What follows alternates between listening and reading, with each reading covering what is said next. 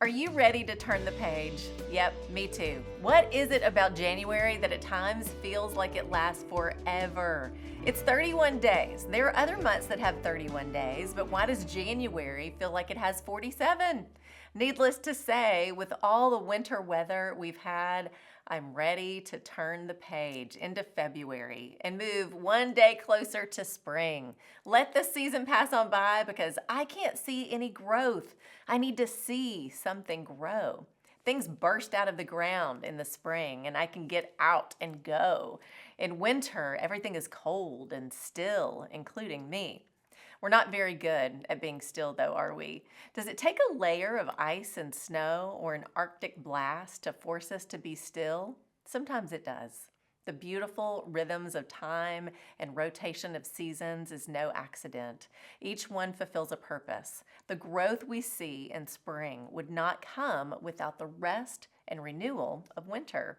It's easy to forget there is purpose in a bitter, cold season of stillness with no visible growth.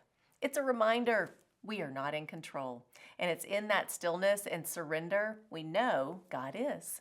God is always at work, even when I don't see it. What God is doing in a season of winter is unique and beautiful, just like each snowflake that falls to the ground. A unique design being formed as it falls. Beauty through surrender. It's the same in our life. Surrender, even in a cold season of not seeing, is bringing forth something beautiful in a season to come. That's the way God works. We don't have to see it to believe it. We trust and know He is working through all things, and there is purpose in every divine moment. I love what Jesus said to Peter when Peter didn't want Jesus to wash his feet. John 13:7. Jesus replied, "You do not realize now what I am doing, but later you will understand." Peter couldn't see the big picture. Jesus did. It wasn't for Peter to see. He needed only to surrender, serve, and follow. Today, remember you can't see the big picture. You weren't meant to.